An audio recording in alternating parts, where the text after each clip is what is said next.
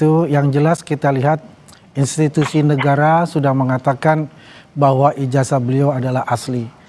Bagaimana katakan ijazah beliau asli? Ya sekarang sudah ada penetapan tersangka, ya kan? Ada 8 orang. Dibagi 2 klaster. Dibagi 2 klaster. Jadi ini menarik, ya. Artinya ada 5 orang klaster 1, ada 3 orang di klaster 2, ya. Jadi intinya di sini adalah perbedaannya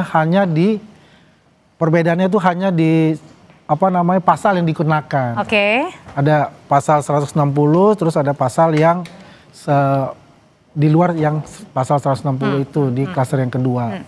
Ya pada dasarnya ya kita juga menghormati apa yang telah dilakukan oleh Mas Roy Suryo dan kawan-kawannya itu dalam arti pembelaannya nanti ya mau melakukan pra-peradilan itu adalah hak konstitusi yang dilindungi negara juga. Oke, apa benar Mas Roy Suryo dan kawan-kawan ini akan mengajukan pra-peradilan? Nah kalau ini saya asli datang ada fisiknya. Kalau yang tadi ijazahnya itu nggak asli. Tapi sudah ditetapkan sebagai tersangka Mas Roy. Nggak apa-apa. Yang namanya tersangka itu 1 tahapan. Wong saya tersangka nanti mungkin kalaupun jadi terdakwa. Kalau nanti terus lagi misalnya jadi terpidana, ada yang terpidana 6 tahun aja masih bisa menghina hukum seenaknya dada-dada. Tapi nggak takut Mas Roy? Apanya? Nggak takut nih nanti?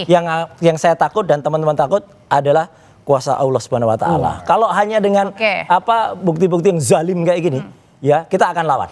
Lawan termasuk dengan mengajukan pra-peradilan? Ya, itu nanti adalah salah satu apakah kita mau praper atau tidak, tunggu tanggal mainnya. Kenapa harus ada? Apakah dengan pra-peradilan menunjukkan bahwa kemudian juga Anda takut? Oh, enggak juga. Jadi yang namanya praper itu hak. Apakah nanti praper? Apakah nanti misalnya ada upaya lain? Misalnya ada. Terus kemudian nanti tiba-tiba ternyata ditemukan kebohongan yang dilakukan oleh UGM misalnya. Ya, misalnya KKN-nya itu ternyata bukan Jokowi yang ada di desa KKN. Saya sudah menemukan siapa itu orang kehutanan yang ada di KKN. Ya, nah itu nanti akan kita bongkar semua. Rakyat akan menjadi saksi, Pak Andre dan juga Bang Aswan. Masih terus melawan nih Bang Andi. Masih terus melawan kubunya. Ya kalau tidak ada perlawanan itu bukan Roy Suryo.